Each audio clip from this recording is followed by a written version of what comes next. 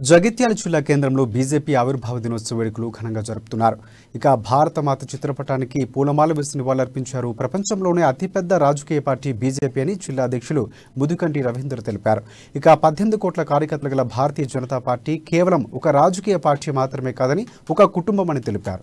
భారతీయ జనతా పార్టీలో పనిచేసే ప్రతి ఒక్క కార్యకర్త దేశ సేవలో, సామాజిక సేవలో మమేకమవుతారని తెలిపారు.